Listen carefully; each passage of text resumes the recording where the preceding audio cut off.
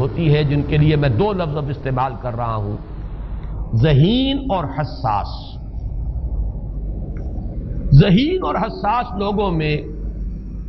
قبض اور بسط کی کیفیت، یہ مختلف سائیکلز ہیں جو آتی رہتی ہیں۔ کبھی طبیعت میں پشمردگی ہے، دل بجھا ہوا سا ہے،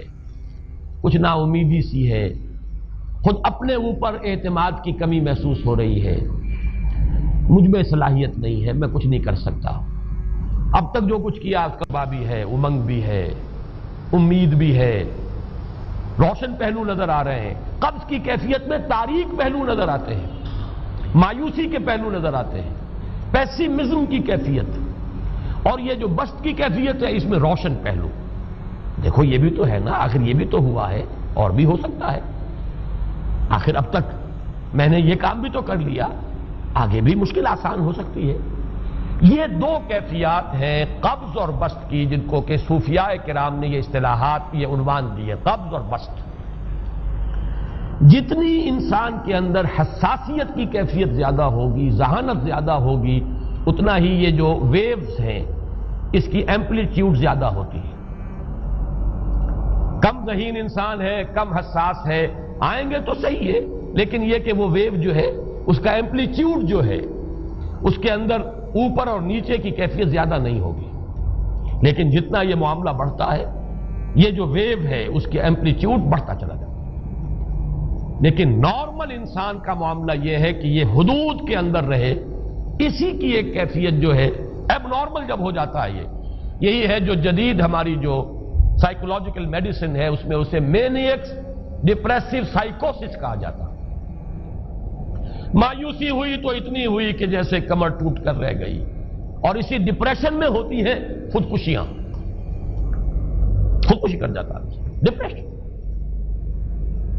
کچھ روشن پہلو نظر ہی نہیں آ رہا،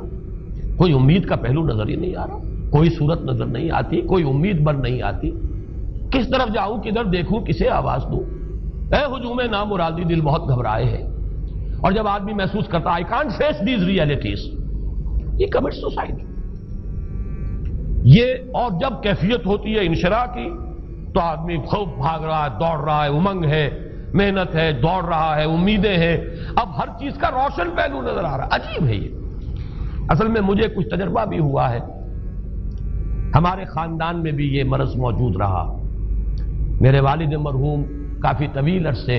اس مینیک ڈپریسو سائیکوسس کے مریض رہے۔ کچھ ہوتا ہے یہ معاملہ، ویسے بھی شاید ہمارا خاندان جو ہے اس کیٹیگری میں آتا ہے جس میں ذہانت نسبتاً کچھ زیادہ ہے، حساسیت بھی نسبتاً کچھ زیادہ ہے۔ یہ دوسری بات ہے کہ کوئی شخص جو ہے یہ فلسفے کے طور پر اختیار کر لے کہ اپنے آپ کو ڈھیٹ بنا لینا ہے، یہ فلسفہ بھی بن سکتا ہے۔ لیکن یہ ہے کہ اگر آدمی چھوڑ دے اپنی طبیعت کو تو یہ دونوں کیفیات آتی ہیں۔ انہی کیفیات میں اگر یہ جو اپورڈ اینڈ ڈاؤنورڈ موومنٹ ہے یہ ایک حد سے نکل جائے تو یہ بیماری ہے مینیک سائیکوسس، مینیک ڈپریسو سائیکوسس۔ اس میں جب آدمی ہوتا ہے وہ اپر کیفیت میں تو اس کے اندر بڑی عظیمت ہے، روشنی ہے، امید ہے، لوگوں سے گفتگو کر رہا ہے، ہنس بول رہا ہے، خوب جو ہے محفل کے اندر، اب وہ محفل میں اسے دلچسپی ہو رہی ہے اور اسے ہر چیز کا روشن پہلو نظر آ رہا ہے، خود اپنے وجود کا بھی روشن پہلو، دوسروں کے وجود کا بھی،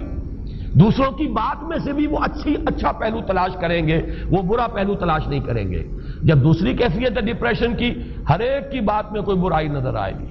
کوئی اس کی نیت کا فطور ہے، کوئی فساد ہے، کوئی یہ جو ہے بدنیتی کے ساتھ یہ بات کر رہا ہے، کوئی خیر کہیں ہے ہی نہیں، برائی ہی برائی ہے، مایوسی ہی مایوسی ہے، بدلی ہی بدلی۔ یہ ہے در حقیقت وہ کیفیت، اس کو غالب نے بہترین انداز میں تعبیر کیا ہے۔ ذہین اور حساس انسانوں میں ان کی جو ترقی ہے وہ انہی مراحل سے ہو کر گزرتی ہے، اور ہر ڈپریشن کے بعد، ڈپریشن میں اس سینس میں استعمال نہیں کر رہا یعنی بیماری کی حد تک پہنچنے والی ڈپریشن نہیں، صرف قبض کی حد تک پہنچنے والا معاملہ۔ ہر قبض کے بعد جب بسط آتا ہے تو آگے ترقی ہوتی ہے، جس کو آپ کہتے ہیں بائی لیپس اینڈ باؤنڈس، آدمی جو ہے چھلانگ لگاتا ہے، گویا کہ ایک درجہ جو پہلے تھا اس سے آگے درجہ انسان کا جو ہے اس سے بلند تر پوزیشن پر انسان پہنچتا ہے۔ ہر قبض کے بعد جو نیا بسط آتا ہے وہ ایک نئی کیفیت، نئی شان، نئی بلندی، نئی رفعت لے کر آتا۔ اس کو غالب نے تعبیر کیا ہے بہت خوبصورت انداز میں، رکتی ہے میری طبع تو ہوتی ہے رواں اور، یعنی شاعر بھی کبھی ایسا وقت آتا ہے شعر جو ہے وہ اس پر نازل ہی نہیں ہو رہا، شعر نہیں کہہ پا رہا، طبیعت میں رکاوٹ سی ہے، بندش سی ہو گئی ہے، کوئی کلام موضوع ہو ہی نہیں رہا، لیکن پھر جب یہ کیفیت جو ہے بدلتی ہے اور جب پھر بست کی کیفیت آتی ہے، رکتی ہے میری طبع تو ہوتی ہے رواں اور، پھر اس کے اندر ایک جولانی نئی ایک کیفیت جو ہے انشراح کی، وہ ایک بالکل نئی کیفیت نئی شان کے ساتھ، یہ ہے وہ معاملہ جو ان آیات مبارکہ کے پس منظر میں ہے۔ اسی لیے اب میں آپ کو اس کا حوالہ دے رہا ہوں، تفسیر مظہری میں قاضی ثناء اللہ پانی پتی رحمت اللہ علیہ نے بہت عمدہ بات فرمائی ہے کہ حالت قبض اگر کسی شخص پر طاری ہو تو اس حال میں اکسیر کا درجہ رکھتی ہے یہ سورہ مبارکہ، اس لیے کہ یہ نازل ہوئی ہے محمد الرسول اللہ صلی اللہ علیہ وسلم پر اسی حالت قبض میں۔ وَالضُّحَىٰ وَاللَّيْلِ إِذَا سَجَىٰ مَا وَدَّعَكَ رَبُّكَ وَمَا قَلَىٰ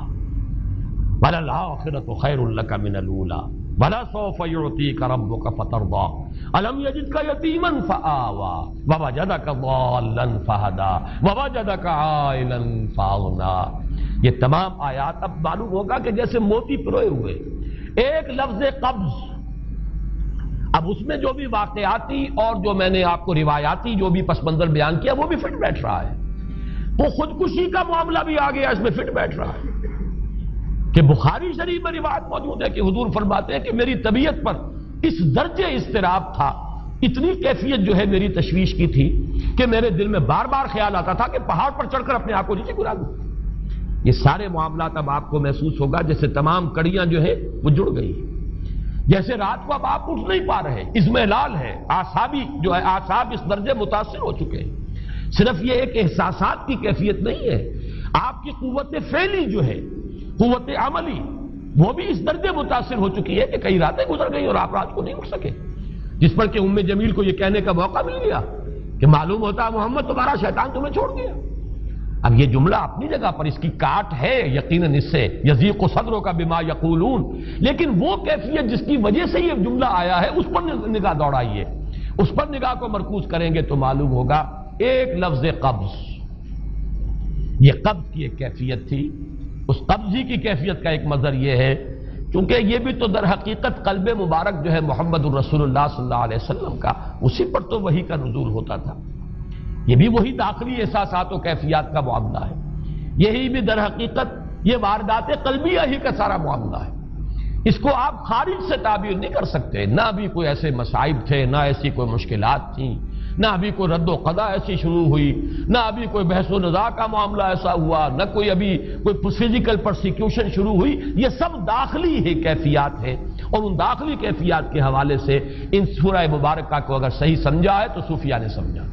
وہ جو اقبال کا شعر ہے کہ کچھ جو سمجھا میرے شکوے کو تو رضواں سمجھا، مجھ کو جنت سے نکالا ہوا انسان سمجھا، اور کون سمجھے گا؟ وہ تو سمجھے گا کہ دکھے ہوئے وہ دل کی صدا ہے، وہ کیا ہے جو اقبال کی وہ ایک نظم ہے پرندے کی فریاد، گانا اسے سمجھ کر خوش ہونا سننے والے، یہ تو در حقیقت ایک دکھے ہوئے دل کی صدا فریاد، یہ صدا ہے۔ تو یہ کیفیت جو ہے رضوان سمجھ سکا ہے جو کہ داروغہ جنت ہے، اس نے سمجھا یہ وہی آدم جو نکالا گیا تھا یہاں سے، یہ اس کی فریاد ہے۔ کچھ جو سمجھا میرے شکوے کو تو رضواں سمجھا، مجھ کو جنت سے نکالا ہوا انسان سمجھا۔ تو واقعہ یہ ہے کہ اس سورہ مبارکہ کا صحیح فہم اگر حاصل ہوا ہے، وہ امام راضی کو حاصل ہو ہی نہیں سکتا،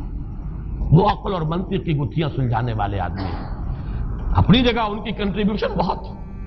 یہ لغت اور ادب کا کوئی خاص مسئلہ اس میں ہے ہی نہیں کہ زمخشری اس میں کوئی جولانی دکھائیں اپنی، اس میں کوئی ایسا اشکال ہے ہی نہیں، نحوی اشکال ہی نہیں، لیکن یہ واردات قلبیہ کا معاملہ ہے، احساسات باطنی کا معاملہ ہے، یہ نفسیات انسانی کا معاملہ ہے، اور اس کو وہی سمجھ سکتے ہیں کہ جو ماہرین علم نفس ہیں۔